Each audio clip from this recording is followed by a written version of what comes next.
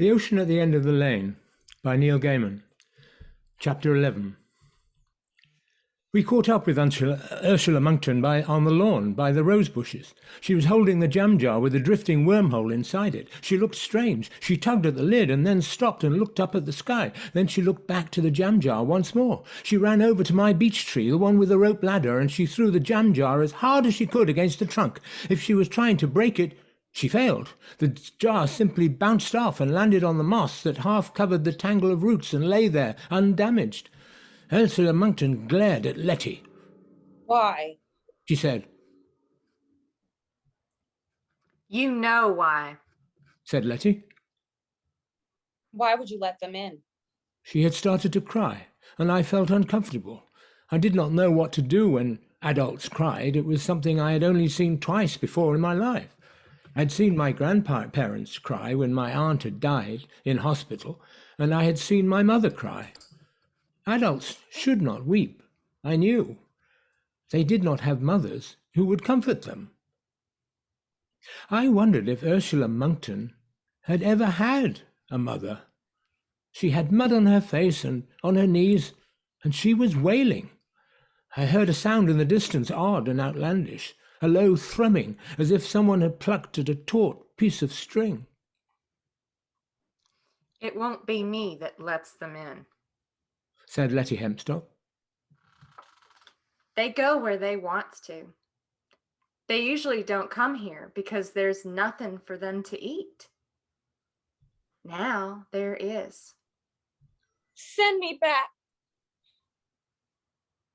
said Ursula Monkton, and now I did not think she looked even faintly human.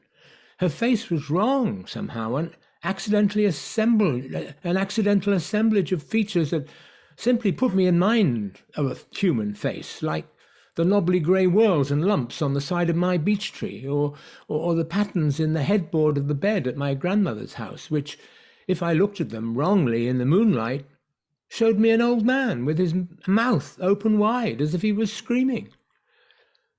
Lettie picked up the jam jar from the green moss and twisted the lid. "You've gone and got it stuck tight," she said. She walked over to the rock path, turned the jam jar upside down, holding it at the bottom, and banged it, lid side down, once, confidently, against the ground. Then she turned it the right side up and twisted. This time the lid came off in her hand. She passed the jam jar to Ursula Monkton, who reached inside it and pulled out the translucent thing that had once been a hole in my foot. It writhed and wriggled and flexed, seemingly in delight at her touch. She threw it down, it fell on the grass, and it grew. Only it didn't grow. It changed, as if it were closer to me than I had thought. I could see through it from one end to the other. I could have run down it if the far end of that tunnel had not ended in a bitter orange sky. As I stared at it, my chest twinged again, an ice-cold feeling as if I had just eaten so much ice cream that I had chilled my insides.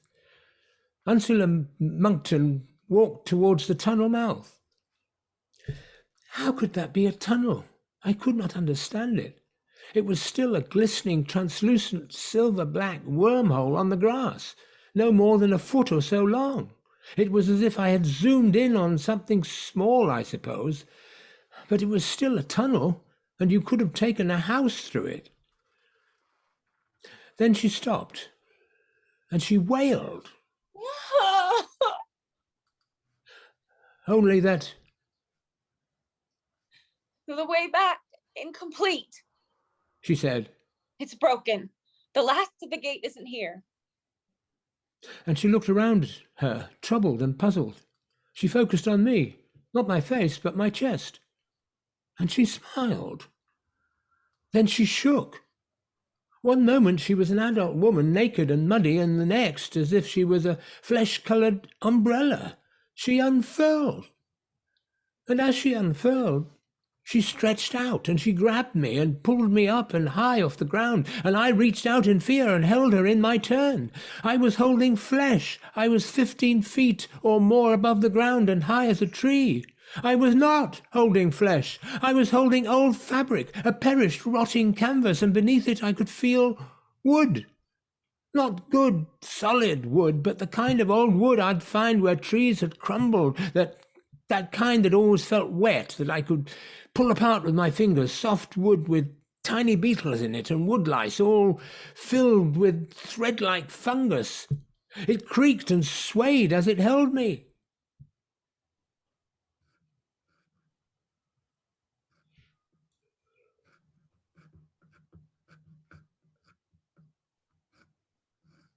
You have blocked the ways, it said to Lettie Hempstock. I never blocked nothing. Lettie said. You've got my friend. Put him down. She was a long way beneath me, and I was scared of heights, and I was scared of the creature that was holding me. The path is incomplete. The ways are blocked. Put him down. Now. Safely. He completes the path. The path is inside him. I was certain that I would die then. I did not want to die. My parents had told me that I could not really die, not the real me, that nobody really died when they died, that my kitten and the opal miner had just taken new bodies and would be back again soon enough. I did not know if it was true or not. I knew only that I was used to being me, and I liked my books and my grandparents and Lettie Hempstock, and that death would take all these things from me. I will open him. The way is broken. It remains inside him. I would have kicked, but there was nothing to kick against. I pulled with my fingers at the limb holding me, but my fingernails dug into rotting cloth and soft wood, and beneath it wood as hard as bone, and the thing held me close. Let me go! I shouted. Let me go! Go! Mommy! I shouted. Daddy! Then Lettie make her put me down. my parents were not there. Lettie was. She said, Scarthage. Put him down. I gave you a choice before. Sending you home will be harder with the end of your tunnel inside him, but we can do it. And Gran can do it if Mum and me can't. So, put him down. It is inside him. It is not a tunnel, not any longer. It is a door. It is a gate. It crept up, so now it is inside him. All I need to do to get away from here is to reach into his chest and pull out his beating heart and finish the path. it was talking without words, a faceless, flapping thing, talking directly inside my head, and yet there was something in its words that reminded me of Ursula Monkton's pretty, musical voice. I knew it meant what it said. All your chances are used up, Said Lettie, as if she were telling us that the sky was blue. And she raised 2 fingers to her lips, and shrill and sweet and piercing sharp, she whistled. They came. High in the sky they were, and black, jet black, so black it seemed as if there were specks in my eyes, not real things at all. They had wings, but they were not birds. They were older than birds, and they flew in circles and in loops and whirls, dozens of them, hundreds perhaps, and each flapping unbird slowly, ever so slowly, descended. I found myself imagining a valley filled with dinosaurs millions of years ago who had died in battle or of disease, imagining first the carcasses of the rotting thunder lizards, bigger than buses, and then the vultures of the eon, grey, black, naked, winged but featherless, faces from nightmares, beak-like snouts filled with needle-sharp teeth, made for rending and tearing and devouring, and hungry red eyes. These creatures would have descended on the corpse of the great thunder lizards and left nothing but bones. Huge they were, and sleek and ancient, and it hurt my eyes to look at them.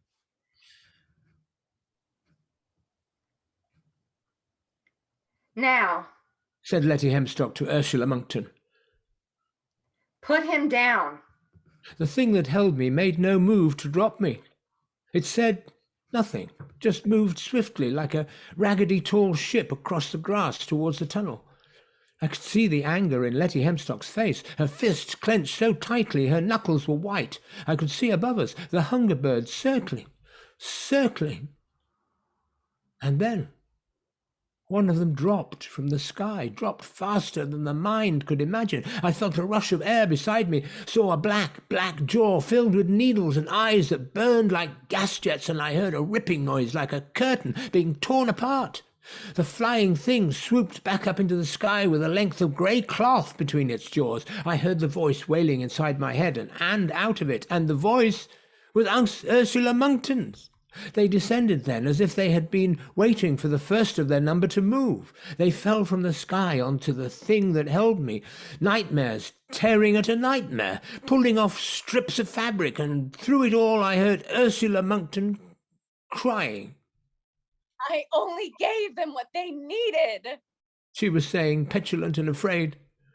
I made them happy. You made my daddy hurt me. I said as the thing that was holding me flailed at the nightmares that tore at its fabric. The thunderbirds ripped at it, each bird silently tearing away strips of cloth and flapping heavily back into the sky to wheel and descend again. I never made any of them do anything. It told me. For a moment I thought it was laughing at me. Then the laughter became a scream so loud I hurt my eyes and my mind. It was as if the wind left the tattered sails then, and the thing that was holding me crumpled slowly to the ground. It hit the grass hard, skinning my knees and the palms of my hands. Lettie pulled me up, helping me away from the fallen, crumpled remains of what had once called itself Ursula Monkton.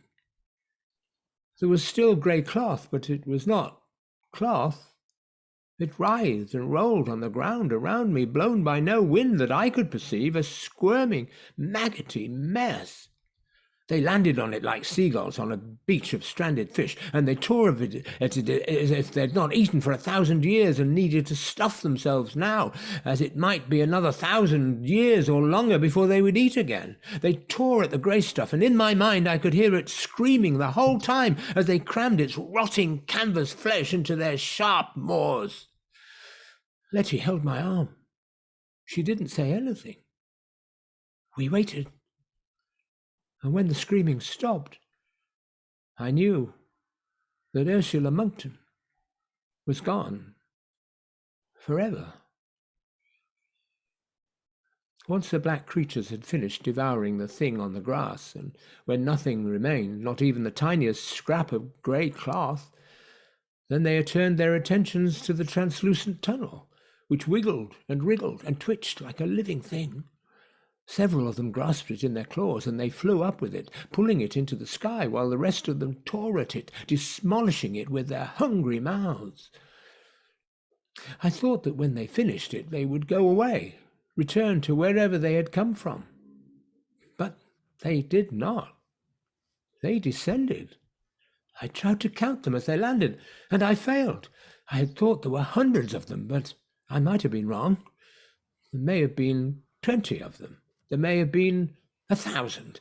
I could not explain it. Perhaps they were from a place where such things didn't apply, somewhere outside of time and numbers. They landed, and I stared at them, but saw nothing but shadows, so many shadows, and they were staring at us. Lettie said, You've done what you came here for. You got your prey. You cleaned up. You can go home now. The shadows did not move. She said, Go. The shadows on the grass stayed exactly where they were. If anything, they seemed darker, more real than they had been before. You have no power over us. Perhaps I don't. Said Lettie. But I called you here, and now I'm telling you to go home. You devoured Scarfitch of the Keep. You've done your business. Now clear off. We are cleaners. We came to clean. Yes, and you've cleaned the thing you came here for. Go home.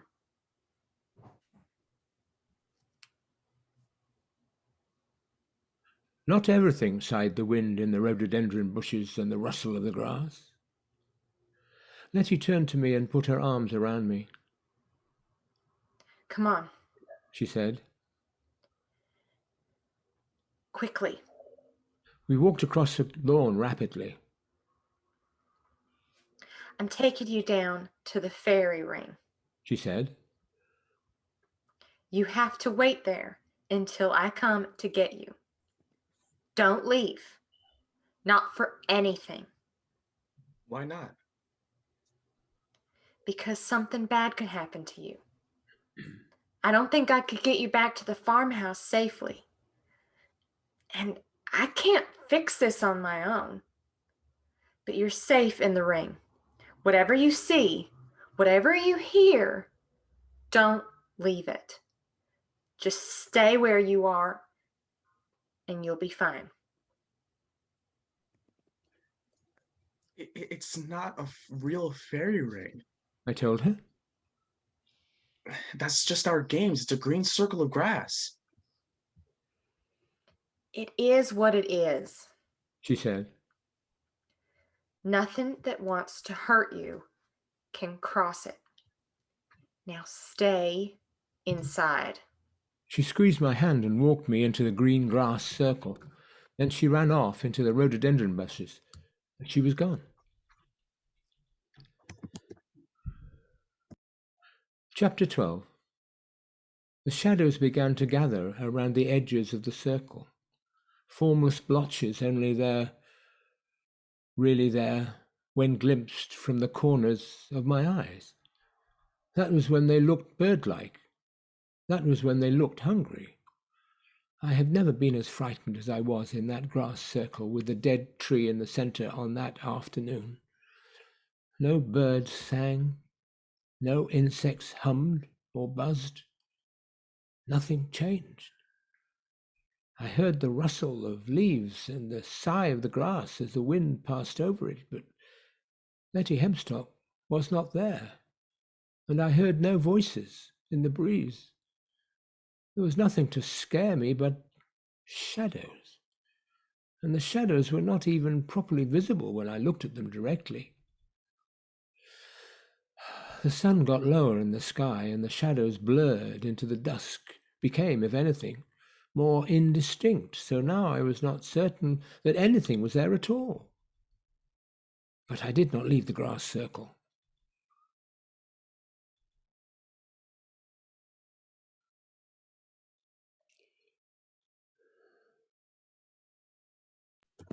Hey, boy. I turned. We walked across the lawn towards me. He was dressed as he had been the last time I had seen him, a dinner jacket, a frilly white shirt, a black bow tie. His face was still an alarming cherry red, as if he had just spent too long on the beach, but his hands were white. He looked like a waxworks, not a person, something you would expect to see in the Chamber of Horrors. He grinned when he saw me looking at him, and now he looked like a waxworks that was smiling, and I swallowed and wished that the sun was out again. Come on, boy, said the Opal miner. You're just prolonging the inevitable. I did not say a word. I watched him. His shiny black shoes walked up to the grass circle, but they did not cross it. My heart was pounding so hard in my chest I was certain that he must have heard it. My neck and scalp prickled. Boy, he said in his sharp South African accent. I need to finish this up. It's what they do. They're the carrion kind, the vultures of the void. Their job, clean up the last remnants of the mess, nice and neat. Pull you from the world and it will be as if you never existed. Just go with it. It won't hurt. I stared at him. Adults only ever said that when it, whatever it happened to be, was going to hurt so much. The dead man in the dinner jacket turned his head slowly until his face was looking at mine. His eyes were rolled back in his head and seemed to be staring blindly at the sky above us like a sleepwalker. She can save you, your little friend. He said. Your fate was sealed and decided days ago when their prey used you as a door from its place to this one. And she fastened her path in your heart. I didn't start it. I told the dead man. It's not fair. You started it. Yes, Said the dead man. are you coming? I sat down with my back to the tree in the center of the fairy ring, and I closed my eyes, and I did not move. I remembered poems to distract myself, recited them silently under my breath, mouthing the words but making no sound. Fury said to the mouse that he met in the house, "Let us both go to law, I will prosecute you." I had learned that poem by heart at my school. It was told by the mouse from Alice in Wonderland, the mouse she met swimming in a pool of her own tears. In my copy of Alice, the words of the poem curled and shrank like the mouse's tail. I could say all of the poem in one long breath, and I did, all the way to the inevitable end. "I'll be judge, I'll be jury," said cunning old Fury. "I'll try the whole cause and condemn you to death." When I opened my eyes and looked up, the opal miner was no longer there. The sky was going grey, and the world was losing depth and flattening into twilight. If the shadows were still there, I could no longer perceive them, or rather, the whole world had become shadows. My little sister ran down from the house, calling my name. She stopped before she reached me, and she said, What are you doing? Nothing. Daddy's on the phone. He said you have to come and talk to him. What? He doesn't say that.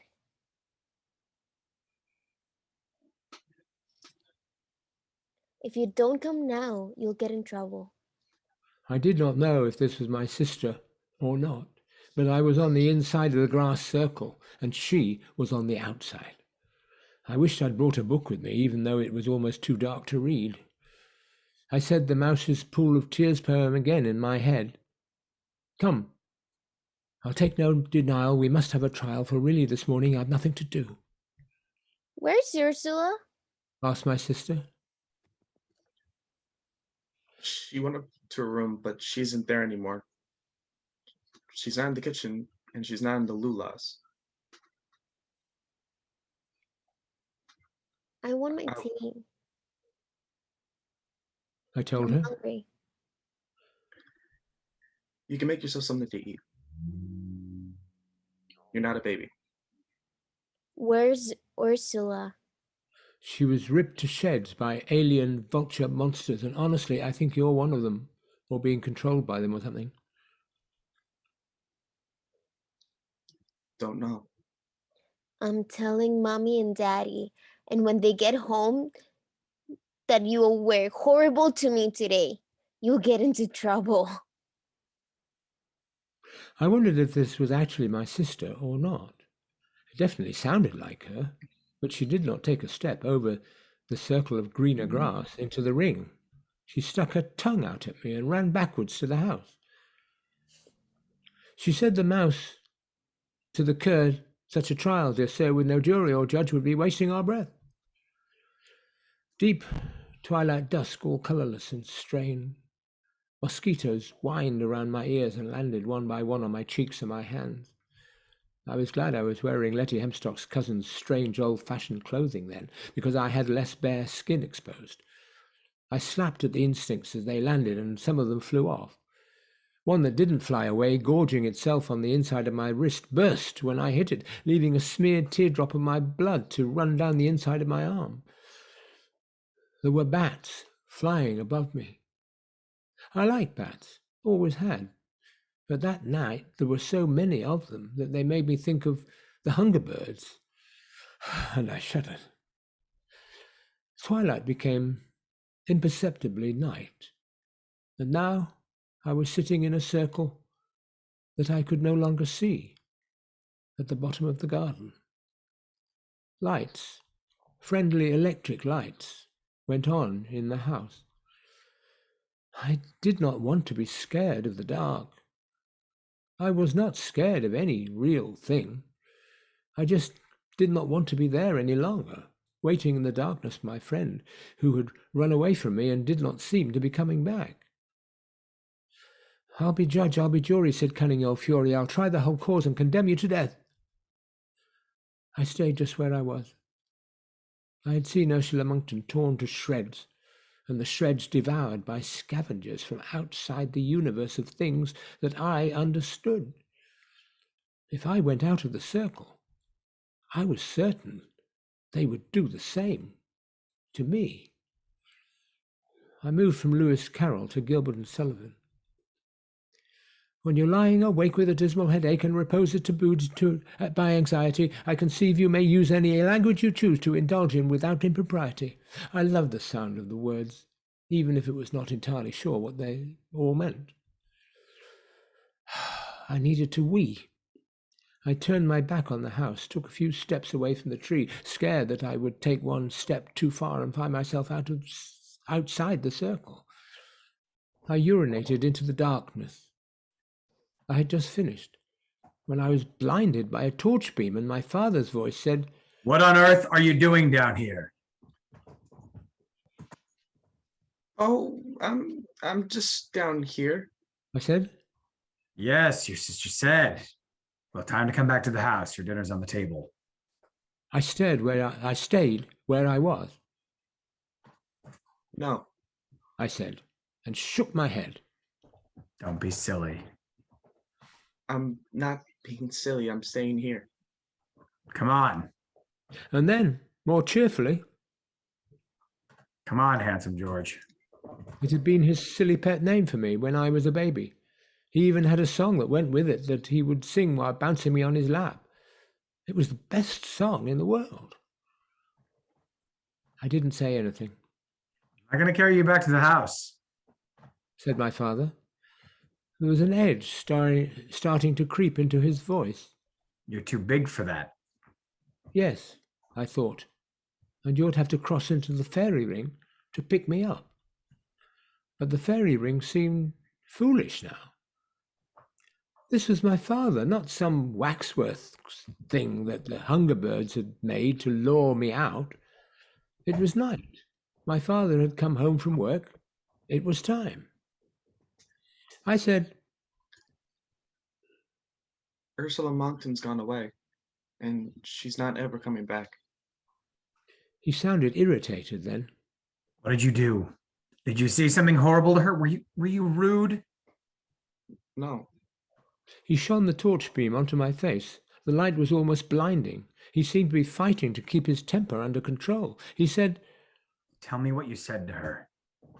I didn't say anything to her. She just went away. It was true. Or almost. Come back to the house, now. Please, Daddy, I have to stay here. You come back to the house this minute! Shouted my father at the top of his voice. I could not help it. My lower lip shook, my nose started to run, and tears sprang to my eyes. The tears blurred my vision and stung, but they did not fall, and I blinked them away. I did not know if I was talking to my own father or not. I said, I don't like it when you shout at me. Well, I don't like it when you act like a little animal. He shouted, and now I was crying, and the tears were running down my face, and I wished that I was anywhere else but there that night. I had stood up to worse things than him in the last few hours, and suddenly I knew. I didn't care anymore.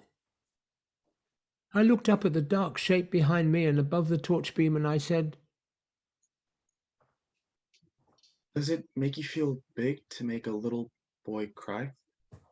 and I knew as I said it that it was the thing I should never have said. His face, what I could see of it in the reflected torchlight, crumpled and looked shocked. He opened his mouth to speak, and then he closed it again.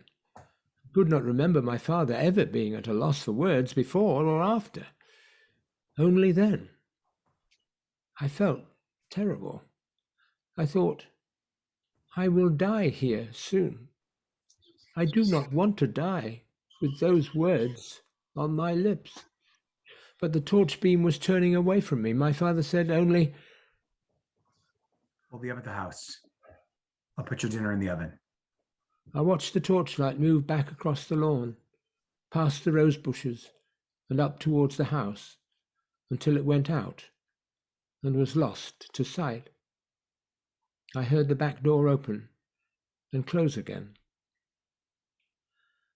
Then you get some repose in the form of a doze with hot eyeballs and head ever aching, but your slumbering teems with such horrible dreams that you very much better be waking. Somebody laughed. I stopped singing and looked around but saw nobody.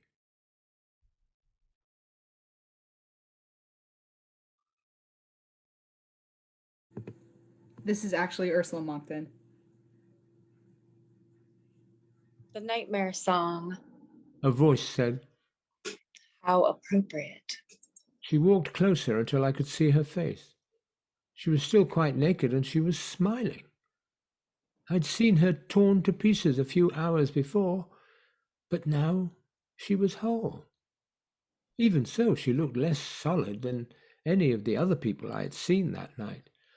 I could see the lights of the house glimmering behind her, through her.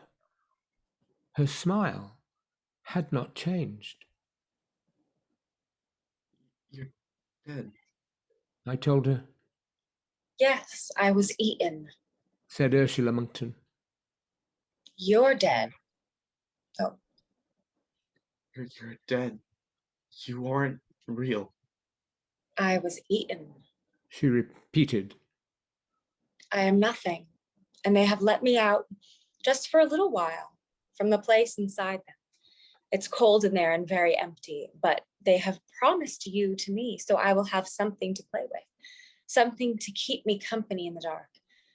And after you have been eaten, you too will be nothing. But whatever remains of that nothing will be mine to keep, eaten and together, my toy and my distraction until the end of time. We'll have such fun. A ghost of a hand was raised, and it touched the smile, and it blew me the ghost of Ursula Monkton's kiss. I'll be waiting for you. It said. A rustle in the rhododendrons behind me, and a voice, cheerful and female and young, saying, Okay, Gran fixed it. Everything's taken care of. Come on. The moon was visible now above the azalea bush, a bright crescent like a thick nail paring. I sat down by the dead tree and did not move. Come on, silly. I told you. They've gone home.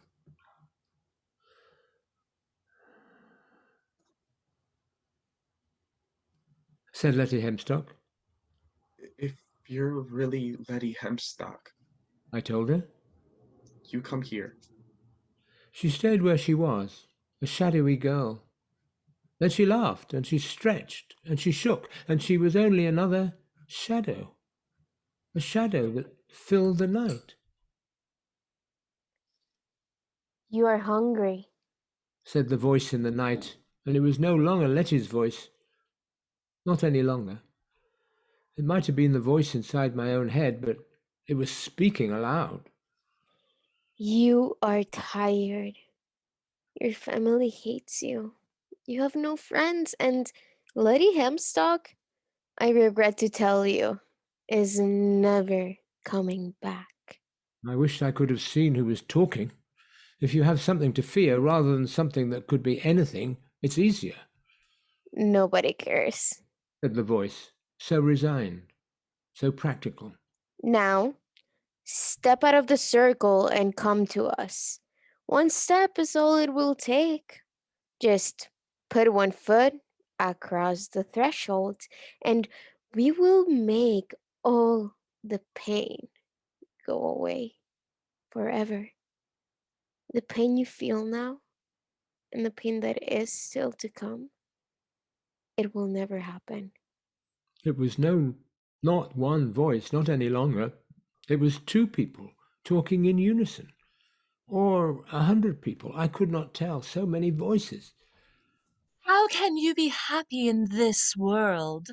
You have a hole in your heart. You have a gateway inside you to lands beyond the world, you know. They will call you as you grow. There can never be a time when you forget them, when you are not in your heart questing after something you cannot have, something you cannot even properly imagine, the lack of which will spoil your sleep and your day and your life until you close your eyes for the final time. Until your loved ones give you poison and sell you to anatomy, and even then you will die with a hole inside you, and you will wail and curse at a life ill-lived. But you won't grow. You can come out, and we will end it cleanly. Or you can die in there of hunger and of fear. And when you're dead, your circle will mean nothing, and we will tear your heart out and take your soul for a keepsake.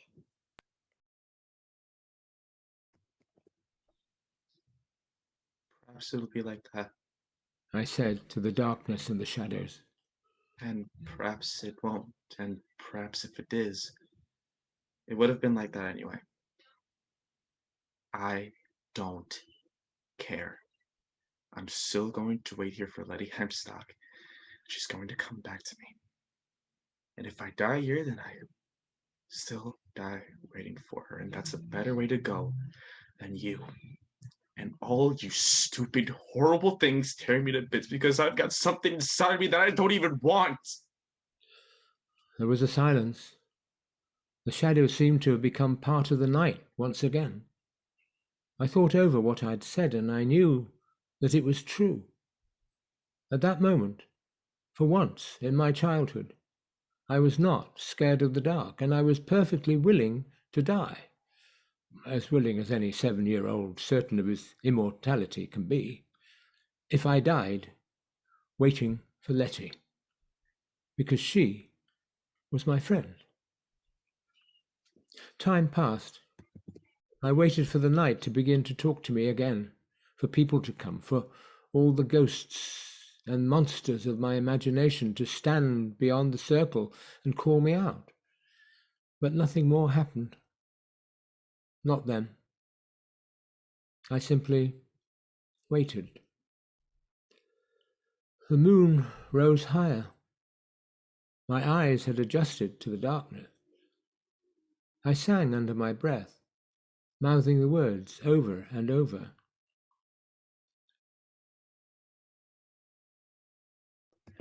You're a regular wreck with a crick in your neck. And no wonder you snore, for your head's on the floor, and you've needles and pins from your soul to your shins, and your flesh is a creep, for your left leg's asleep, and you've cramp in your toes and a fly on your nose. You've got fluff in your lung and a feverish tongue, and a thirst that's intense, and a general sense that you haven't been sleeping in clover. I sang it to myself, the whole song, all the way through, 2 or 3 times, and I was relieved that I remembered the words, even if I did not always understand them. Chapter 13. When Lettie arrived, the real Lettie this time, she was carrying a bucket of water. It must have been heavy, judging from the way she carried it. She stepped over where the edge of the ring in the grass must have been, and she came straight to me. Sorry. She said, That took a lot longer than I expected. It didn't want to cooperate. And in the end, it took me and Gran to do it. She did most of the heavy lifting. It wasn't going to argue with her, but it didn't help. And it's not easy. What? I asked. What are you talking about? She put the metal bucket down on the grass beside me without spilling a drop. The ocean. She said. It didn't want to go. It gave Gran such a struggle that she said she was going to have to go and have a lie down afterwards. But we still got it into the bucket in the end. The water in the bucket was glowing, emitting a greenish-blue light. I could see Lettie's face by it. I could see the waves and ripples on the surface of the water, watch them crest and splash against the side of the bucket. I don't understand. I couldn't get you to the ocean, She said. but there was nothing stopping me bringing the ocean to you. I said. I'm hungry, Lettie, and I don't like this. Mum's made dinner. But you're gonna have to stay hungry for a little bit longer. Were you scared? Up here on your own? Yes. Did they try and get you out of the circle? Yes. She took my hands in hers then and squeezed them. But you stayed where you're meant to be, and you didn't listen to them. Well done. That's quality, that is. And she sounded proud. In that moment I forgot my hunger and I forgot my fear. What do I do now? I asked her. Now, She said. you step into the bucket. You don't have to take your shoes off or anything. Just step in. It did not even seem a strange request. She let go of one of my hands, kept hold of the other. I thought, I will never let go of your hand, not unless you tell me to. I put one foot into the glimmering water, raising the water level almost to the edge. My foot rested on the tin floor of the bucket. The water was cool on my foot, not cold. I put the other foot into the water, and I went down with it, down like a marble statue, and the waves of Lettie Hempstock's ocean closed over my head. I felt the same shock you would feel as if you'd stepped backwards without looking and had fallen into a swimming pool. I closed my eyes at the water's sting and kept them tightly shut, so tightly. I could not swim. I did not know where I was or what was happening, but even under the water I could feel that Lettie was still holding my hand. I was holding my breath. I held it until I could hold it no longer, and then I gulped a breath in, expecting to choke, to splutter, to die. I did not choke. I felt the coldness of the water, if it was water, pour into my nose and my throat, felt it fill my lungs, but that was all it did. It did not hurt me. I thought, this is the kind of water you can breathe. I thought, perhaps there is just a secret to breathing water, something simple that everyone could do if only they knew. That was what I thought. That was the first thing I thought. The second thing I thought was that I knew everything. Lettie Hempstock's ocean flowed inside me, and it filled the entire universe from egg to rose. I knew that. I knew what egg was, where the universe began, to the sound of uncreated voices singing in the void, and I knew where rose was, a peculiar crinkling of space on space into dimensions that fold like origami and blossom like strange orchids, and which would mark the last good time before the eventual end of everything and the next big bang, which would be, I knew now, nothing of the kind.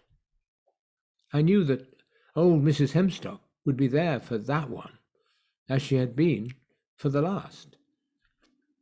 I saw the world I had walked since my birth, and I understood how fragile it was, that the reality I knew was a thin layer of icing on a great dark birthday cake writhing with grubs and nightmares and hunger. I saw the world from above and below. I saw that there were patterns and gates and paths beyond the real. I saw all these things and understood them, and they filled me, just as the waters of the ocean filled me. Everything whispered inside me. Everything spoke to everything. And I knew it all. I opened my eyes, curious to learn what I would see in the world outside me, if it would be anything like the world inside. I was hanging deep beneath the water. I looked down, and the blue world below me receded into darkness. I looked up, and the world above me did the same. Nothing was pulling me down deeper. Nothing was forcing me towards the surface. And then I turned my head a little to look at her, because she was still holding my hand. She had never let go of my hand, and I saw Lettie Hempstock. At first, I do not think I knew what I was looking at. I could make no sense of it. Where Ursula Monkton had been made of grey cloth that flapped and snapped and gusted in the storm winds, Lettie Hempstock was made of silken sheets, the colour of ice, filled with tiny flickering candle flames, 100 candle flames. Could there be candle flames burning under the water? There could. I knew that when I was in the ocean, and I even knew how. I understood it just as I understood dark matter, the material of the universe that makes up everything that must be there that we cannot find. I found myself thinking of an ocean running beneath the whole universe, like the deep, dark seawater that lamps beneath the wooden boards of an old pier, an ocean that stretches from ever to forever and is still small enough to fit inside a bucket, if you have old Mrs. Hempstock to help you, and you ask nicely. Lettie Hempstock looked like pale zinc and candle flames. I wondered how I looked to her in that place, and I knew that even in a place that I was nothing but knowledge, there was the one thing I could not know, that if I looked inward, I would see only infinite mirrors, staring into myself for eternity. The silk filled with candle flames moved then, a slow, graceful under-the-water sort of movement. The current pulled at it, and now it had arms, and the hand that never let go of mine, and a body and a freckled face that was familiar, and it opened its mouth, and in Lettie Hempstock's voice it said, I'm really sorry.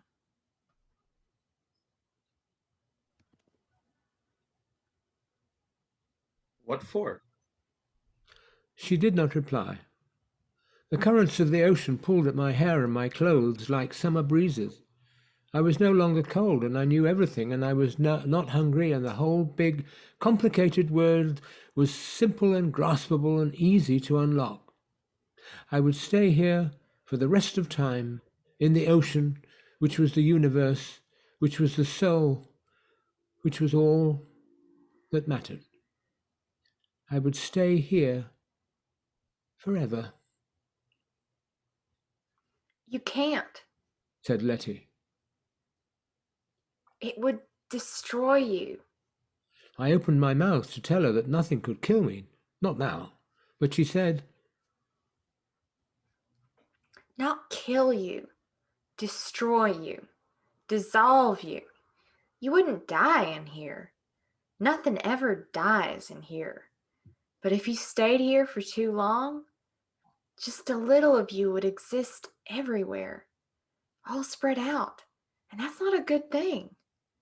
Never enough of you all together in one place. So there wouldn't be anything left that would think of itself as an I. No point of view any longer, because you'd be an infinite sequence of views and of points. I was going to argue with her. She was wrong. She had to be. I loved that place, that state, that feeling that I was never going to leave it. And then my head broke water, and I blinked and coughed, and I was standing thigh-deep in the pond at the back of the Hempstock's farm, and Lettie Hempstock was standing beside me, holding my hand. I coughed again, and I felt like the water fled my nose, my throat, my lungs. I pulled clean air into my chest in the light of the huge, full harvest moon that shone on the Hempstock's red-tiled roof, and for one final, perfect moment, I still knew everything. I remembered that I knew how to make it so the moon would be full when you needed it to be, and shining just on the back of the house every night. I knew everything. But Lettie Hempstock was pulling me up out of the pond. I was still wearing the strange, old-fashioned clothes I had been given that morning, and as I stepped out of the pond, up onto the grass that edged it, I discovered that my clothes and my skin were now perfectly dry. The ocean was back in the pond, and all the knowledge I was left with, as if I had woken from a dream on a summer's day, was that it had not been long ago since I had known everything. I looked at Lettie in the moonlight. Is that how it is for you? I asked. Is what how it is for me? Do you still know everything? All the She time? shook her head. She didn't smile. She said, Be boring, knowing everything. You have to give all that stuff up if you're gonna muck about here. So you used to know everything? She wrinkled her nose. Everybody did. I told you. It's nothing special, knowing how things work. And you really do have to give it all up if you want to play. To play what? This. She said. She waved at the house and the sky and the impossible full moon and the skeins and the shores and clusters of bright stars. I wished I knew what she meant. It was as if she was talking about a dream we had shared. For a moment it was so close in my mind that I could almost touch it. You must be so hungry, said Lettie. And the moment was broken. And yes, I was so hungry, and the hunger took my head and swallowed my lingering dreams. There was a plate in my place at the table in the farmhouse's old huge kitchen. On it was a portion of shepherd's pie, the mashed potato and crusty brown on top, minced meat and vegetables and gravy beneath it. I was scared of eating food outside my home, scared that I might want to leave food I did not like and be told off, or be forced to sit and eat it in minuscule portions until it was gone, as I was at school. But the food at the Hempstocks was always perfect. It did not scare me. Ginnie Hempstock was there, bustling about in her apron, rounded and welcoming. I ate without talking, head down, shoveling the welcome food into my mouth. The woman and the girl spoke in low, urgent tones. You'll be here soon, said Lettie. They aren't stupid, and they won't leave until they've taken the last little bit of what they came here for. Her mother sniffed. Her red cheeks were flushed from the heart of the kitchen fire. Stuff and nonsense, she said. They're all mouth, they are. I had never heard that expression before, and I thought she was telling us that the creatures were just mouths and nothing more. It did not seem unlikely that the shadows were indeed all mouths. I had seen them devour the grey thing that had called itself Ursula Monkton. My mother's mother would let me off for eating like a wild animal.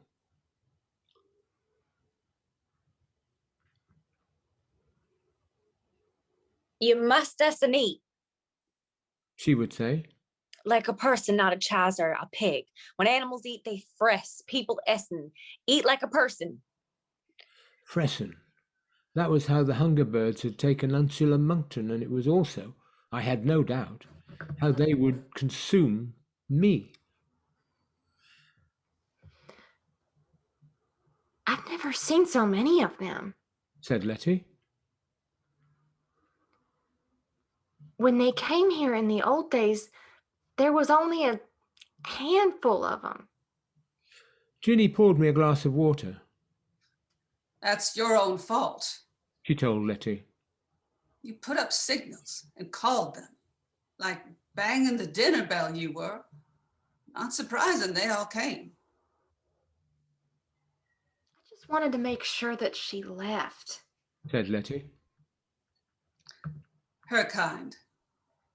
They're like chickens who get out of the hen house and are so proud of themselves and so puffed up for being able to eat all the worms and beetles and caterpillars they want with that they never think about the foxes, said Ginny. Anyway, now we've got foxes. And we'll send them all home, same as we did the last times they were sniffing around. We did it before, didn't we? Not really, said Lettie. Either we sent the flea home and the varmints had nothing to hang around for, like the flea in the cellar in Cromwell's time, or they came and took what they came here for and then they went away, like the fat flea who made people's dreams come true in Red Rufus's day. They took him and they upped and left. We've never had to get rid of them before. Her mother shrugged. It's all the same sort of thing. We'll just send them back where they came from. And where do they come from? Asked Lettie. I had slowed down now and was making the final fragments of my shepherd's pie last as long as I could, prodding them around the plate slowly with my fork. That doesn't matter, said Ginny. They all go back eventually. Probably just bored of waiting. I tried pushing them, said Lettie Hempstock matter-of-factly. Couldn't get any traction. I held them with a dome of protection, but that wouldn't have lasted much longer. We're good here. Nothing's coming into this farm without our say-so. In or out, said Ginny. She removed my empty plate, replaced it with a bowl containing a steaming slice of spotted dick with thick yellow custard drizzled all over it. I ate it with joy. I do not miss childhood, but I miss the way I took pleasure in small things, even as greater things crumbled. I could not control the world I was in, could not walk away from things or people or moments that hurt, but I took joy in the things that made me happy. The custard was sweet and creamy in my mouth. The dark, swollen currants in the spotted dick were tangy in the cake, thick, chewy blandness of the pudding, and perhaps I was going to die that night, and perhaps I would never go home again, but it was a good dinner, and I had faith in Lettie Hempstock. The world outside the kitchen was still waiting. The Hempstock's fog-coloured house cat, I do not believe I ever knew her name, padded through the kitchen. That reminded me.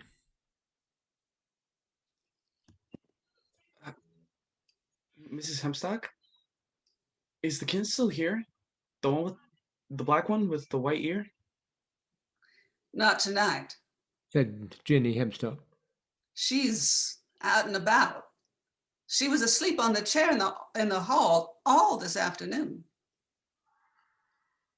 I wish I could stroke her soft fur. I wanted, I realized, to say goodbye. I suppose if I do have to die tonight. I started, haltingly, not sure where I was going. I was going to ask for something, I imagine, for them to say goodbye to my mummy and daddy, or tell my sister that it wasn't fair, that nothing bad ever happened to her, that her life was charmed and safe and protected, while I was forever stumbling into disaster. But nothing seemed right, and I was relieved when Ginny interrupted me. Nobody is going to die tonight. She said firmly. She took my empty bowl and washed it out in the sink, and then she dried her hands on her apron. She took the apron off, went out into the hallway, and returned a few moments later wearing a plain brown coat and a pair of dark, large, green Wellington boots. Lettie seemed less confident than Ginny, but Lettie, with all her age and wisdom, was a girl, while Ginny was an adult, and her confidence reassured me. I had faith in them both. Where's old Mrs. Hempstock? I asked. Having a lie down, Said Ginny. She's not as young as she used to be. How old is she? I asked, not expecting to get an answer. Ginny just smiled, and Lettie shrugged.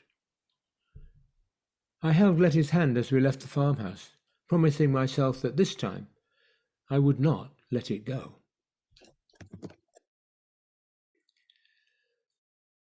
Chapter 14. When I entered the farmhouse through the back door, the moon had been full and it was perfect summer's night. When I left, I went with Lettie Hempstock and her mother out of the front door, and the moon was curved, white, smile, high in the cloudy sky, and the night was gusty with a sudden, undecided spring breezes coming first from one direction, then from another. Every now and again a gust of wind would contain a sprinkling of rain that never amounted to anything more than that. We walked through the manure-stinking farmyard and up the lane. We passed a bend in the road. Although it was dark, I knew exactly where we were. This was where it had all begun. It was the corner where the opal miner had parked my family's white Mini, the place he had died, all alone, with a face the colour of pomegranate juice, aching from his lost money, on the edge of Hempstock land, where the barriers between life and death were thin. I said, I think we should wake up old Mrs. Hempstock. It doesn't work like that. said Lettie. When she gets tired, she sleeps until she wakes up on her own. A few minutes or 100 years. There's no waking her. Might as well try and wake up an atom bomb. Ginny Hempstock stopped, and she planted herself in the middle of the lane, facing away from the farmhouse. Right. She shouted to the night. Let's be having you. Nothing. A wet wind that gusted and was gone. Lettie said, Perhaps they've all gone home. Be nice if they had. said Ginny. All this palaver nonsense. I felt guilty. It was, I knew, my fault. If I had kept hold of Lettie's hand, none of this would have happened. Ursula Monkton, the hunger birds, these things were undoubtedly my responsibility. Even what had happened, or now had perhaps no longer happened, in the cold bath the previous night. I had a thought. Didn't you snip it out? The thing in my heart that they want. Maybe you could snip it out like your granny snipped things last night? Lettie squeezed my hand in the dark. Maybe Gran could do that if she was here. She said. I can't. I don't think Mum could either. It's really hard, snipping things out of time. You have to make sure that the edges all line up, and even Gran doesn't always get it right. And this would be harder than that. It's a real thing. I don't think even Gran could take it out of you without hurting your heart. And you need your heart. Then she said, They're coming. but I knew something was happening, knew it before she said anything. For the second time I saw the ground begin to glow golden. I watched the trees and the grass, the hedgerows and the willow clumps, and the last stray daffodils begin to shine with a burnished half light. I looked around, half fearful, half with wonder, and I observed that the light was brightest behind the house and over to the west, where the pond was. I heard the beating of mighty wings and a series of low thumps. I turned and I saw them, the vultures of the void, the carrion kind, the hunger birds. They were not shadows any longer, not here, not in this place. They were all too real, and they landed in the darkness just beyond the golden glow of the ground. They landed in the air and in trees, and they shuffled forward as close as they could get to the golden ground of the Hempstock's farm. They were huge. Each one of them was bigger than I was. I would have been hard-pressed to describe their faces, though. I could see them, look at them, take in every feature, but the moment I looked away, they were gone, and there was nothing but in my mind where the hunger birds had been but tearing beaks and talons, or wriggling tentacles, or hairy, chitinous mandibles. I could not keep their true faces in my head. When I turned away, the only knowledge I retained was that they had been looking directly at me, and that they were ravenous. Right, my proud beauties, said Ginny Hempstock loudly. Her hands were on the hips of her brown coat. You can't stay here. You know that. Time to get a move on. And then she said simply, Hop it. They shifted, but they did not move. The innumerable hunger birds, and they began to make a noise. I thought that they were whispering among themselves, and then it seemed to me that the noise they were making was an amused chuckling. I heard their voices distinct, but twining together, so I could not tell which creature was speaking. We are hunger birds. We have devoured palaces and worlds and kings and stars. We can stay wherever we wish to stay. We perform our function. We are necessary. And they laughed so loudly it sounded like a train approaching. I squeezed Lettie's hand, and she squeezed mine. Give us the boy, Ginny said. You're wasting your time, and you're wasting mine. Go home. We were summoned here. We do not need to leave until we have done what we came here for. We restore things to the way they were meant to be. Would you deprive us of our function?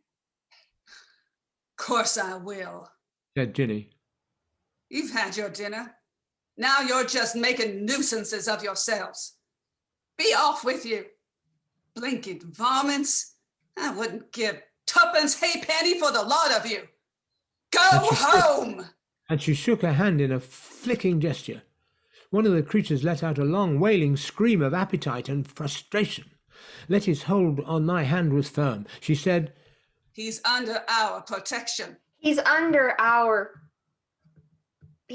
protection. He's on our land. And one step onto our land, and that's the end of you. So go away. The creatures seemed to huddle closer. There was silence in the Sussex night, only the rustle of leaves in the wind, only the call of a distant owl, only the sigh of a breeze as it passed.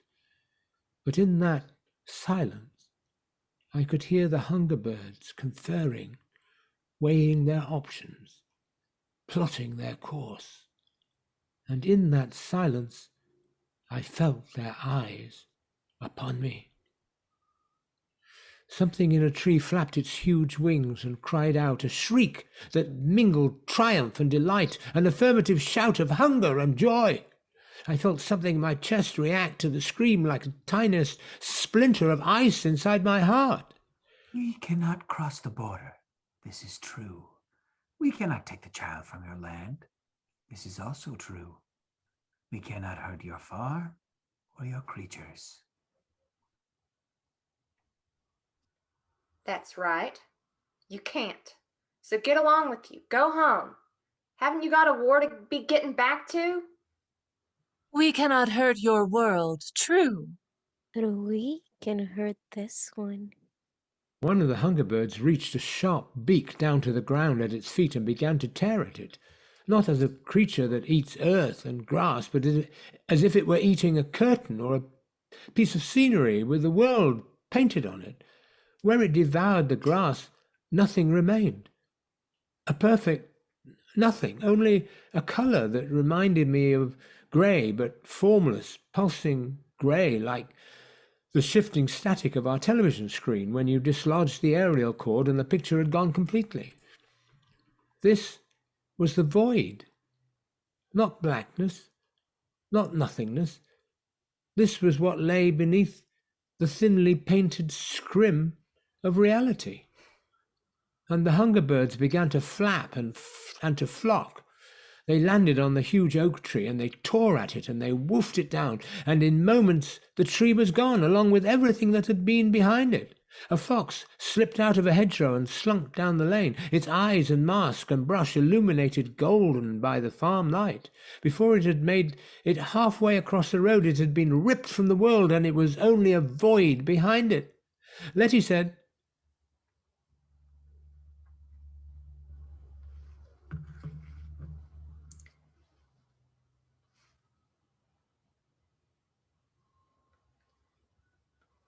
What he said before. We have to wake Gran. She won't like that. said Ginny. Might as well try and wake her. Don't matter. If we can't wake her up, they'll destroy the whole of this creation. Ginny said only, I don't know how. A clump of hunger birds flew up to a patch of the night sky where stars could be seen through the breaks in the clouds, and they tore at a kite-shaped constellation I could never have named, and they scratched and they rent and they gulped and they swallowed. In a handful of heartbeats where the constellation and sky had been, there was now only a pulsing nothingness that hurt my eyes if I looked at it directly. I was a normal child, which is to say, I was selfish, and I was not entirely convinced of the existence of things that were not me, and I was certain, rock solid, unshakably certain, that I was the most important thing in creation. There was nothing that was more important to me than I was. Even so, I understood what I was seeing. The hunger birds would. No, they were ripping the world away, tearing it into nothing. Soon enough there would be no world. My mother, my father, my sister, my house, my school friends, my town, my grandparents, London, the Natural History Museum, France, television, books, ancient Egypt, because of me, all these things would be gone, and there would be nothing in their place. I did not want to die. More than that, I did not want to die as Ursula Monkton had died, beneath the rending talons and beaks of things that might not have had legs or faces. I did not want to die at all. Understand that. I let go of Lettie Hempstock's hand and I ran as fast as I could, knowing that to hesitate, even to slow down, would be to change my mind, which would be the wrong thing, which would be to save my life. How far did I run? Not far, I suppose, as these things go.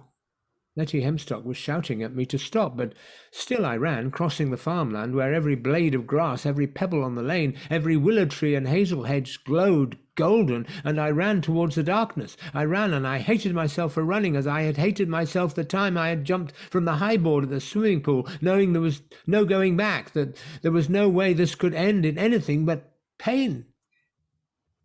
They took off into the air, the hunger birds, as I ran towards them, as pigeons will rise when you run at them. I knew they were circling. I stood there in the darkness and I waited for them to descend. I waited for their beaks to tear at my chest, for them to devour my heart. I stood there for perhaps 2 heartbeats, and it felt like forever. It happened. Something slammed into me from behind and knocked me down into the mud on the side of the lane, face first. I saw bursts of light that were not there. The ground hit my stomach and the wind was knocked out of me.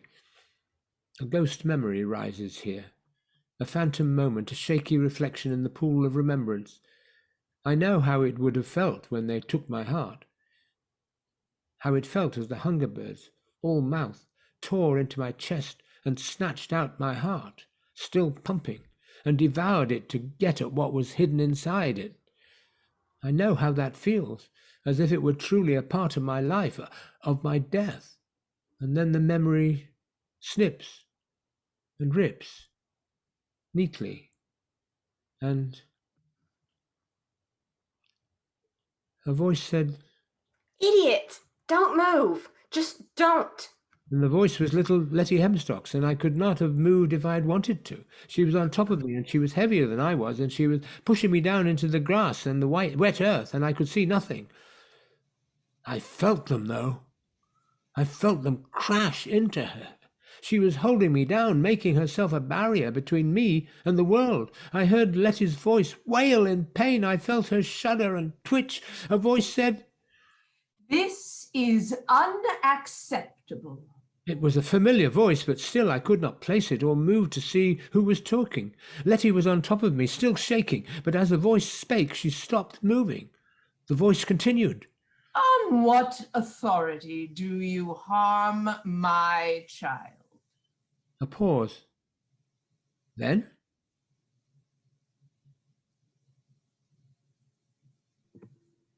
She was between us and our lawful prey. "Your scavengers, eaters of offal, of rubbish, of garbage, your cleaners. Do you think that you can harm my family?" I knew who was talking. The voice sounded like Lettie's gran, like old Mrs. Hempstock. Like her, I knew, and yet so unlike. If old Mrs. Hempstock had been an empress, she might have talked like that, her voice more stilted and formal, and yet more musical than the old lady voice I knew. Something wet and warm was soaking my back. No. No, lady! That was the first time I heard fear or doubt in the voice of one of the hunger birds. "There are pacts, and there are laws, and there are treaties, and you have violated all of them." Silence then, and it was louder than words could have been. They had nothing to say. I felt Lettie's body being rolled off mine, and I looked up to see Ginnie Hempstock's sensible face. She sat on the ground on the edge of the road, and I buried my face in her bosom. She took me in one arm, and Lettie in the other. From the shadows a hunger bird spoke with a voice that was not a voice, and it said only, "We are sorry for your loss." "Sorry!" The word was spat, not said. Ginnie Hempstock swayed from side to side, crooning low and wordlessly to me and to her daughter. Her arms were around me.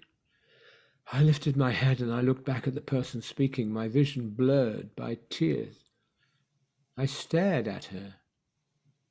It was old Mrs. Hempstock, I suppose, but it wasn't. It was Lettie's gran in the same way that, she shone silver. Her hair was still long, still white, but now she stood as straight as a teenager. My eyes had become used to the darkness, and I could not look at her face to see if it was the face I was familiar with. It was too bright. Magnesium flare bright, fireworks night bright, midday sun reflecting off a silver coin bright. I looked at her as long as I could bear to look, and then I turned my head, screwing my eyes tightly shut, unable to see anything but the pulsating after-image. The voice that was like old Mrs. Hempstock said, "Shall I bind you in the heart of a dark star to feel your pain in a place where every fragment of a moment lasts 1,000 years? Shall I invoke the compacts of creation and have you all removed from the list of created things, so there never will have been any hunger birds? and anything that wishes to traipse from world to world can do so with impunity. I listened for a reply, but heard nothing. Only a whimper, a mewl of pain or of frustration. I'm done with you. I will deal with you in my own time and in my own way. For now I must tend to the children. Yes, lady. Thank you, lady. Not so fast. Nobody's going anywhere before you put all those things back like they was. There's boots missing from the sky. There's an oak tree gone and a fox. You put them all back the way they were. And then the silvery empress added, in a voice that was now also unmistakably old Mrs. Hempstock's, Varmints. Somebody was humming a tune. I realized, as if from a long way away, that it was me, at the same moment that I remembered what the tune was. Girls and boys, come out to play, the moon does shine as bright as day. Leave your supper and leave your meat, and join your playfellows in the street. Come with a whoop and come with a call, come with a whole heart or not at all. I held on to Ginnie Hempstock. She smelled like a farm, and like a kitchen, like animals, and like food. She smelled very real, and the realness was what I needed at that moment. I reached out a hand, tentatively touched Lettie's shoulder. She did not move or respond. Ginny started speaking then, but at first I did not know if she was talking to herself or to Lettie or to me. They overstepped their bounds, They overstepped their bounds. she said. They could have hurt you, child, and it would have meant nothing. They could have hurt this world without anything being said. It's only a world after all. And they're just sand grains in the desert. Worlds. But Lettie's a Hempstock. She's outside of their dominion, my little one. And they hurted her. I looked at Lettie. Her head had flopped down, hiding her face. Her eyes were closed.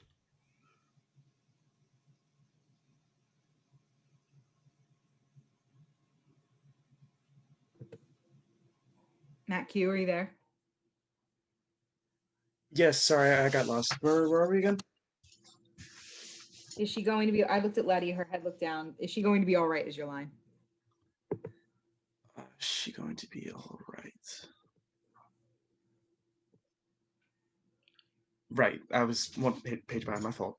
That's okay. Henry, can you line? I looked at Lettie again. We'll take that. We'll just take it the line before. As I looked at Lettie, her head had flopped down, hiding her face. Her eyes were closed. Is she going to be all right? I asked. Ginny didn't reply, just hugged us both the tighter to her bosom and rocked and crooned a wordless song. The farm and its land no longer glowed golden. I could not feel anything in the shadows watching me. Not any longer. Don't you worry. Said an old voice, now familiar once more. Your safest houses, safer than most houses I've seen, they've gone. They'll come back again. I said. They want my heart. They'd not come back to this world again for all the tea in China. Said old Mrs. Hempstock. Not that they've got any use for tea, or for China. No more than a carrion crow does. Why had I thought her dressed in silver? She wore a much patched grey dressing gown over what to have been a nightie, but a nightie of a kind that had not been fashionable for several 100 years. The old woman put a hand in her granddaughter's pale forehead, lifted it up, then let it go. Lettie's mother shook her head. It's over, she said. I understood it then, and at last, and felt foolish for not understanding it Sooner. The girl beside me, on her mother's lap, at her mother's breast, had given her life for mine. Oh, meant to hurt me, not her. I said, No reason they should have taken either of you. said the old lady with a sniff. I felt guilt then. Guilt beyond anything I had ever felt before. We should get her to a hospital. I said hopefully. We can call a doctor. Maybe they can make her better. Ginny shook her head. Is she dead? I asked. Dead? Repeated the old woman in the dressing gown. She sounded offended. As if. She said, grandly aspiring, each H as if they were the only way to convey the gravity of her words. As if an Hempstock would ever do anything so common. She's hurt. Said Ginny Hempstock, cuddling me close. Hurt as badly as she can be hurt. She's so close to death as makes no odds if we don't do something about it, and quickly. A final hug then. Off with you now. I clambered reluctantly from her lap and stood up. Ginny Hempstock rose to her feet, her daughter's body limp in her arms. Lettie lolled and was jogged like a rag doll as her mother got up, and I stared at her, shocked beyond measure. I said, It was my fault. I'm sorry. I'm really sorry. Old Mrs. Hempstock said, You meant well. but Ginny Hempstock said nothing at all. She walked down the lane towards the farm, and then she turned off behind the milking shed. I thought that Lettie was too big to be carried, but Ginny carried her as if she weighed no more than a kitten, her head and upper body resting on Ginny's shoulder, like a sleeping infant being taken upstairs to bed. Ginny carried her down that path and beside the hedge and back, until we reached the pond. There were no breezes back there, and the night was perfectly still. Our path was lit by the moonlight, and nothing more. The pond, when we got there, was just a pond. No golden, glimmering light, no magical full moon. It was black and dull, with the moon, the true moon, the quarter moon, reflected in it. I stopped at the edge of the pond, and old Mrs. Hempstock stopped beside me. But Ginny Hempstock kept walking. She staggered down into the pond until she was wading thigh deep, her coat and skirt floating on the water as she waded, breaking the reflected moon into dozens of tiny moons that scattered and reformed around her. At the center of the pond, with the black water above her hips, she stopped. She took Lettie from her shoulder, so the girl's body was supported at the head and at the knees by Ginny Hempstock's practical hands. Then slowly, so very slowly, she laid Lettie down in the water. The girl's body floated on the surface of the pond. Ginny took a step back, and then another, never looking away from her daughter. I heard a rushing noise, as if of an enormous wind coming towards us. Lettie's body shook. There was no breeze, but now there were white caps on the surface of the pond. I saw waves, gentle lapping waves at first, and then bigger waves that broke and slapped at the edge of the pond. One wave crested and crashed down close to me, splashing my clothes and face. I could taste the water's wetness on my lips, and it was salt. I whispered, So sorry, Lettie. I should have been able to see the other side of the pond. I had seen it a few moments before, but the crashing waves had taken it away, and I could see nothing beyond Lettie's floating body but the vastness of the lonely ocean and the dark. The waves grew bigger. The water began to glow in the moonlight as it had glowed when it was in the bucket, a pale, perfect blue. The black shape on the surface of the water was the body of a girl, who had saved my life. Bony fingers rested on my shoulder. What are you apologizing for, boy? For killing her? I nodded, not trusting myself to speak. She's not dead.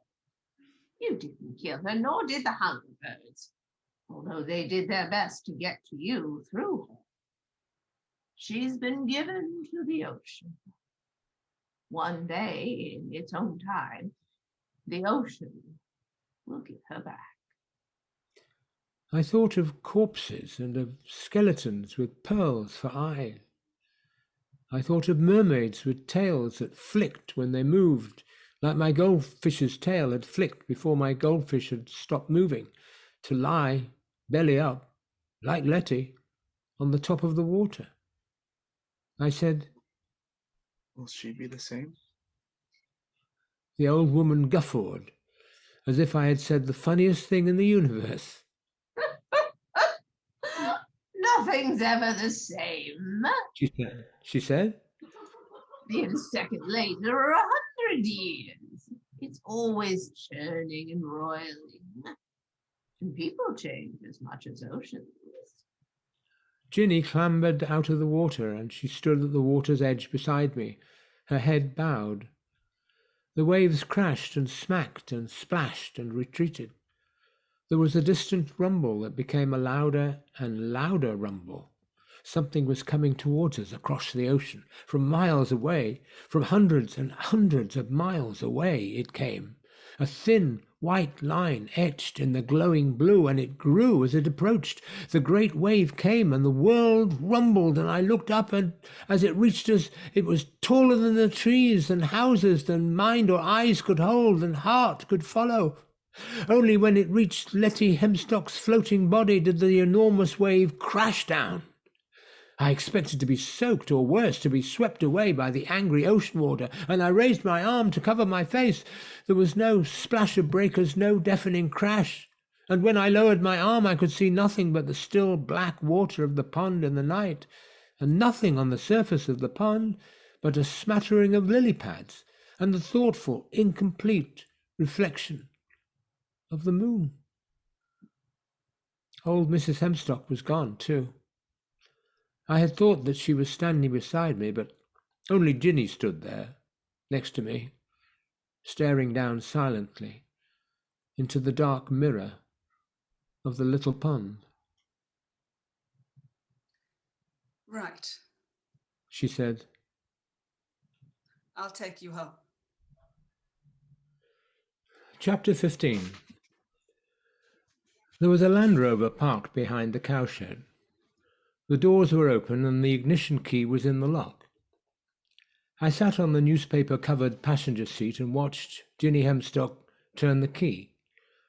The engine sputtered a few times before it started. Mom, I can't right now. ¿Lo puedo ahora mismo más? I had not imagined any of Hempstock's driving. I said, Mathew, you're muted. Of course I am. I didn't know you had a car. Lots of things you don't know. said Mrs. Hempstock tartly. Then she glanced at me more gently and said, You can't know everything. She backed the Land Rover up and it bumped its way forward across the ruts and puddles of the back of the farmyard. There was something on my mind. Old Mrs. Hempstock says that Lettie isn't dead. I said. But she looked dead. I think she is actually dead, but I don't think it's true that she's not dead. Ginny looked like she was going to say something about the nature of truth, but all she said was, She's hurt. Very badly hurt. The ocean has taken her. Honestly, I don't know if it will ever give her back.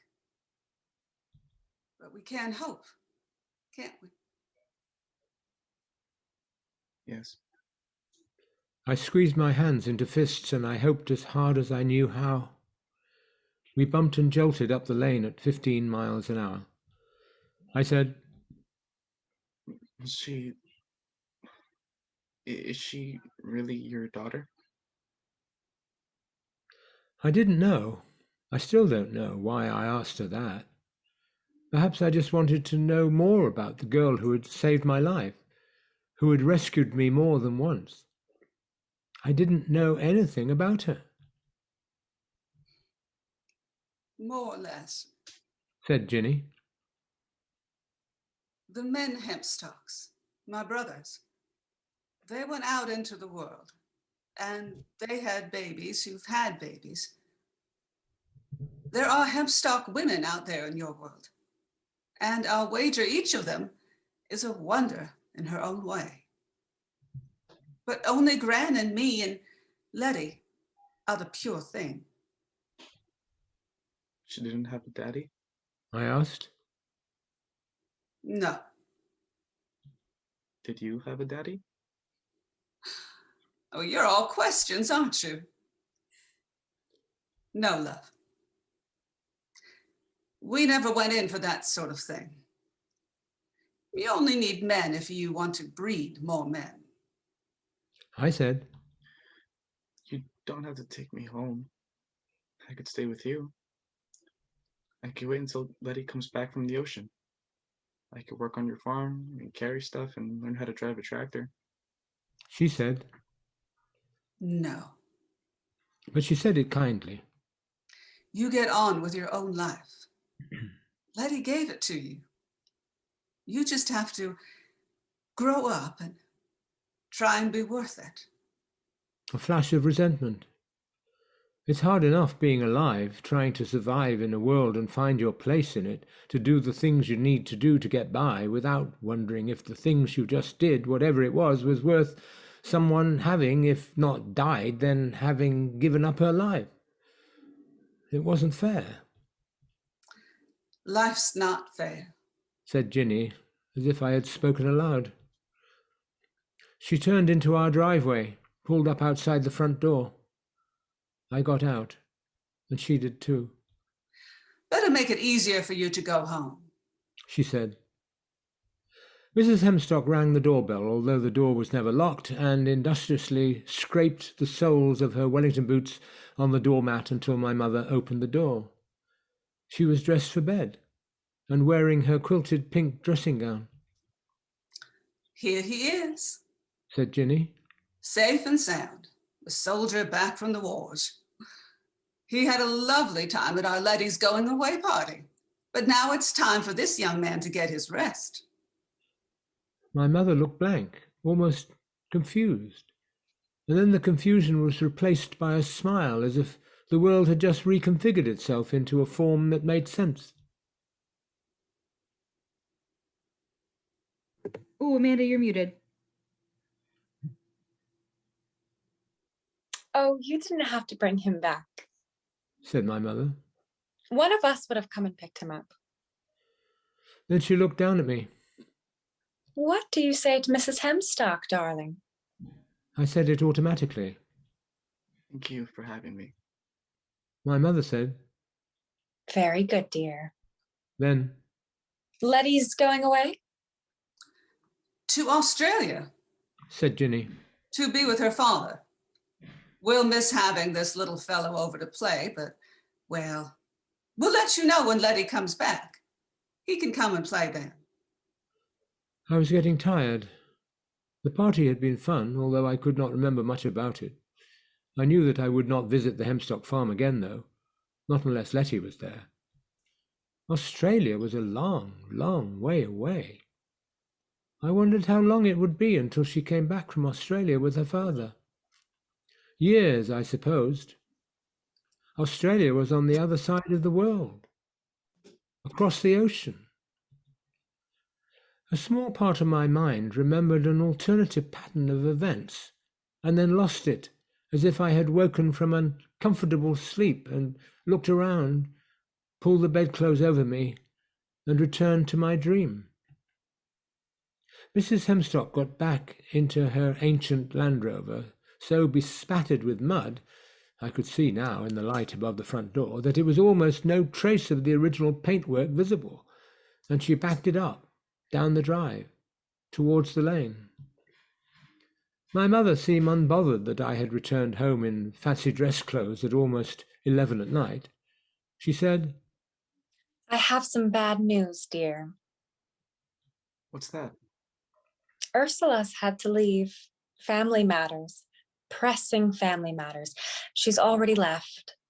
I know how much you children liked her. I knew that I didn't like her, but I said nothing.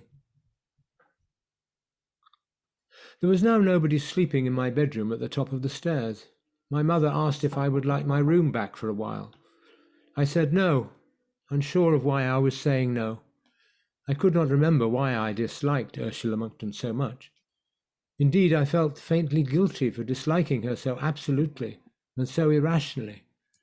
But I had no desire to return to that bedroom, despite the little yellow hand basin just my side, and I remained in the shared bedroom until our family moved out of the house, half a decade later. We children protesting, the adults, I think, just relieved that their financial difficulties were over. The house was demolished after we moved out. I would not go and see it standing empty and refused to witness the demolition.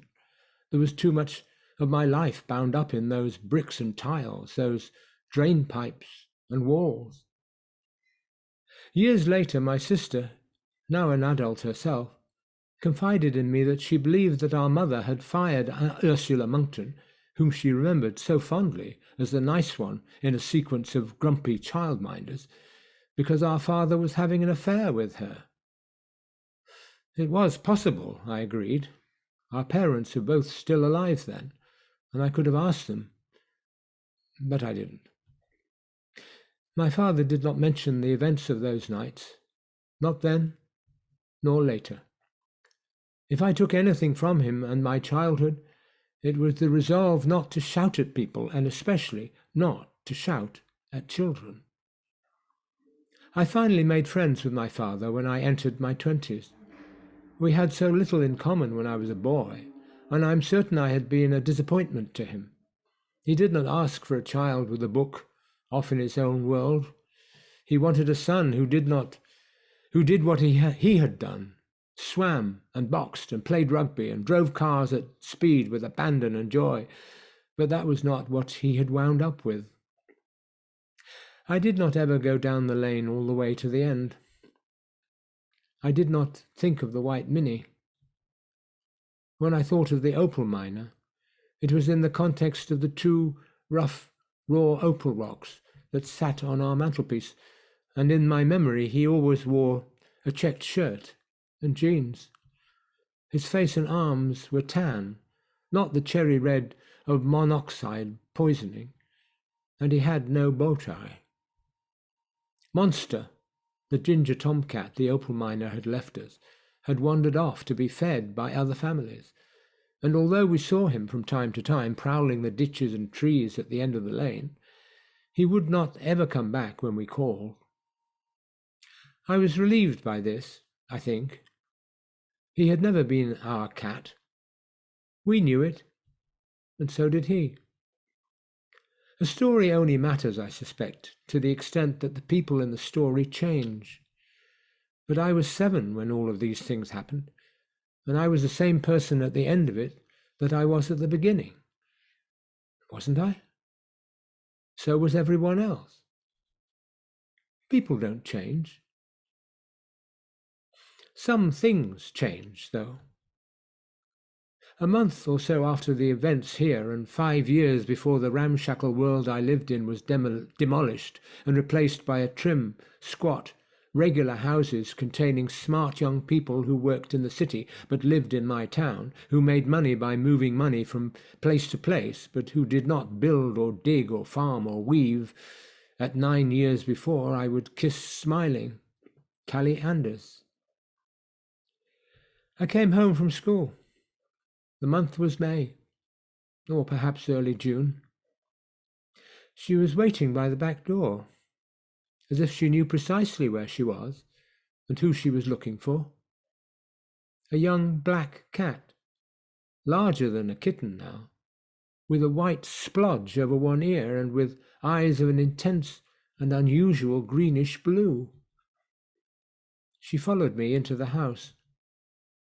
I fed her with an unused can of Monster's cat food, which I spooned onto Monster's dusty bowl.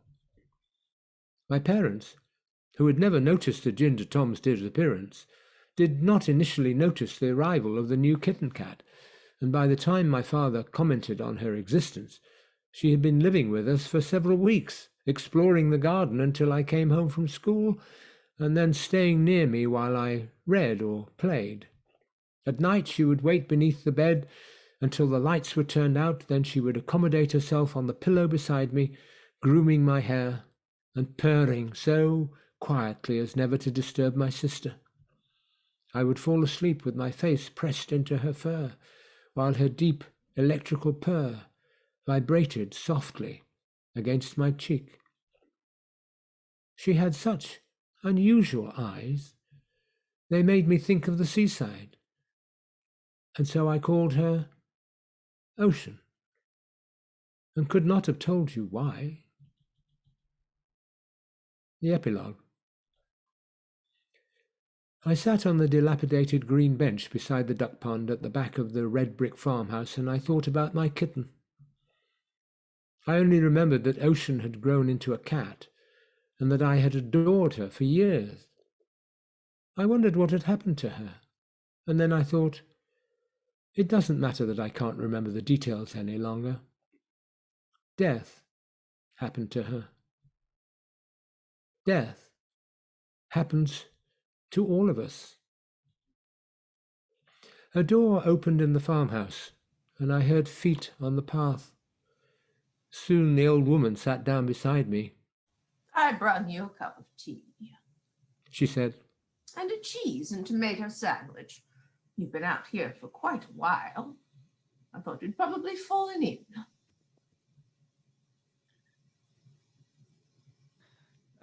I sort of did. I told her, and Thank you. it had become dusk without my noticing, while I'd been sitting there. I took the tea and sipped it, and I looked at the woman more carefully this time. I compared her to my memories of 40 years ago. I said, You aren't Lettie Hempstock. You're not Lettie's mother. You're her grandmother, aren't you? You're old Mrs. Hempstock. That's right. she said, unperturbed. Eat your sandwich. I took a bite of my sandwich. It was good, really good.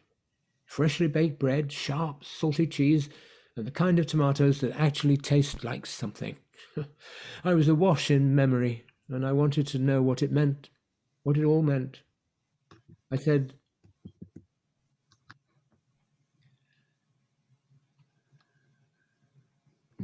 Henry, this is you. is it true? And felt foolish. Of all the questions I could have asked, I'd asked that.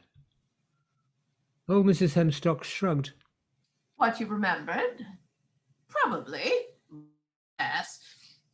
Different people remember things differently, and you'll not get any two people to remember anything the same, whether they were there or not.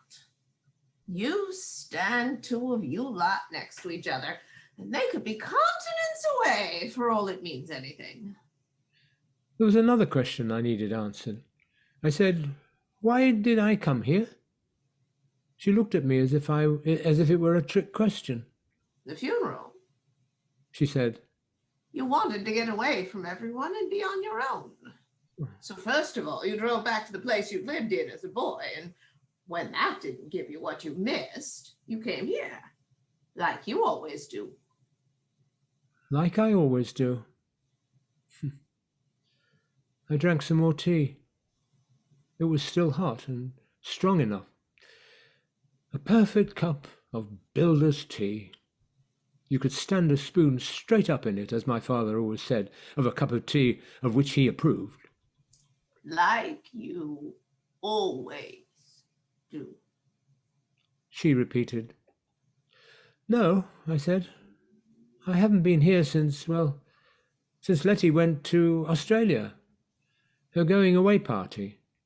And then I said, which never happened. You know what I mean? You come back sometimes. She said. You were here once when you were 24, I remember. You had 2 young children, and you were so scared. You came here before you left these parts. You were, what, in your 30s then. I fed you a good meal in the kitchen, and you told me about your dreams and the art you were making. I don't remember. She pushed the hair from her eyes. It's easier that way. I sipped my tea and finished the sandwich. The mug was white, and so was the plate. The endless summer evening was coming to an end. I asked her again, why did I come here? Lettie wanted you to. Said somebody. The person who said that was walking around the pond, a woman in a brown coat, wearing Wellington boots. I looked at her in confusion. She looked younger than I was now. I remembered her as vast, as adult, but now I saw her, she was only in her late 30s. I remembered her as stout, but she was buxom and attractive in an apple-cheeked sort of a way. She was still Ginnie Hempstock, Lettie's mother, and she looked, I was certain, just as she looked 40-something years ago. She sat down on the bench on the other side of me, so I was flanked by Hempstock women. She said, I think Lettie just wants to know if it was worth it. If what was worth it? You. Said the old woman tartly. Lettie did a very big thing for you. Said Ginnie.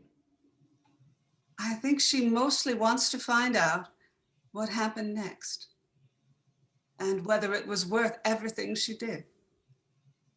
She sacrificed herself for me. After a fashion, dear. Said Ginnie. The hunger birds tore out your heart. You screamed so piteously as you died. She couldn't abide that. She had to do something. I tried to remember this. I said, that isn't how I remember it. The old lady sniffed. Didn't I just say you'll never get any 2 people to remember anything the same? She asked. Can I talk to her? She's sleeping, said Lettie's mother. She's healing. She's not talking yet. Not until she's done where she is, said Lettie's grandmother, gesturing, but I could not tell if she was pointing to the duck pond or to the sky. When will that be? when she's good and ready. Said the old woman as her daughter said, Soon. Well, I said, if she brought me here to look at me, let her look at me. And as I said it, I knew that it had already happened. How long had I been sitting on that bench? As I had been remembering her, she had been examining me. Oh, she did already, didn't she? Yes, dear. And did I pass?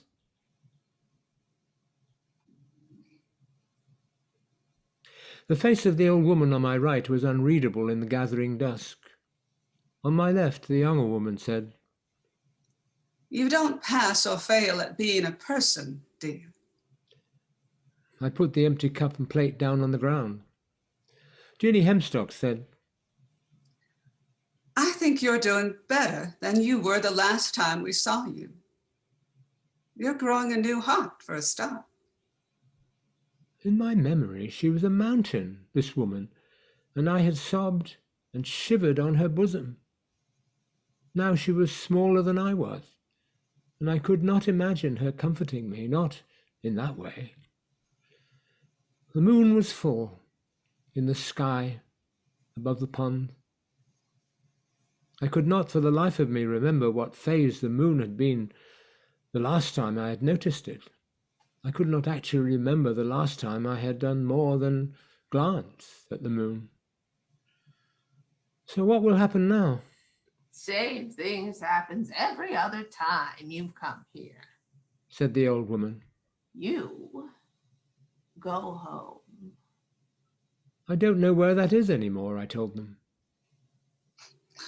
You always say that, said Ginnie. In my memory, Lettie Hempstock was still a full head taller than I was. She was 11 after all. I wondered what I would see, who I would see, if she stood before me now. The moon in the duck pond was full as well, and I found myself unbidden thinking of the holy fools in the old story, the ones who went fishing in a lake for the moon with nets, convinced that the reflection in the water was nearer and easier to catch than the globe that hung in the sky.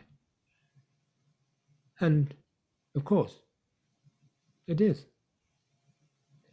I got up and walked a few steps to the end of the pond. Lettie, I said, trying to ignore the two women behind me.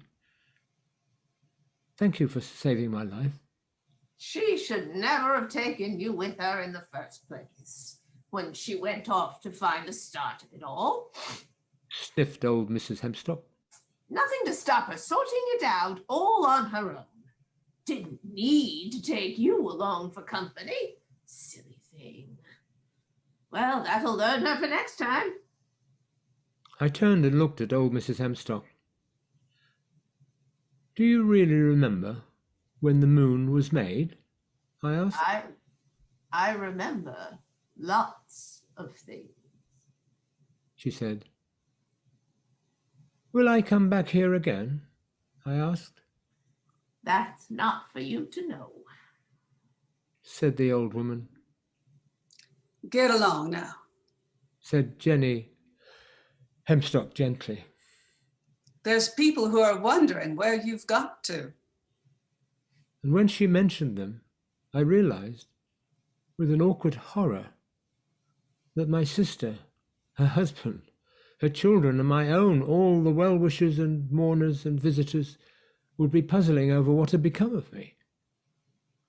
Still, if there was a day that they would find my absent ways easy to forgive, it was today. It had been a long day and a hard one. I was glad that it was over. I said, I hope that I haven't been a bother. No, dear, said the old woman. No bother at all. I heard the cat meow. A moment later, it sauntered out of the shadows and into a patch of bright moonlight. It approached me confidently, pushed its head against my shoe.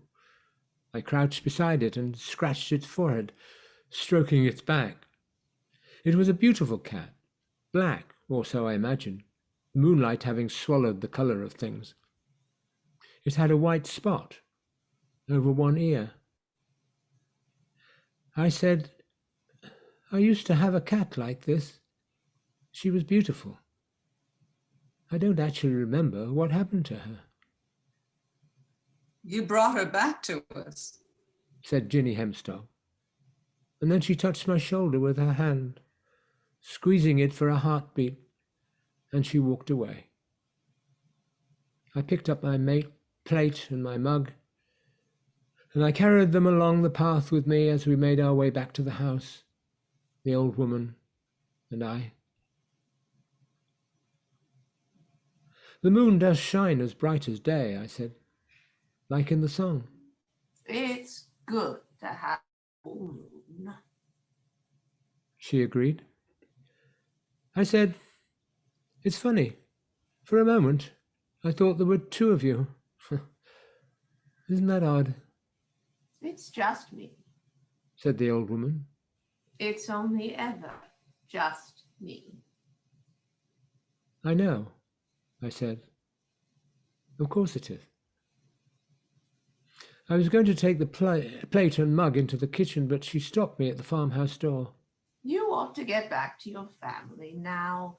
She said. They'll be sending out a search party. They'll forgive me, I said. I hoped that they would.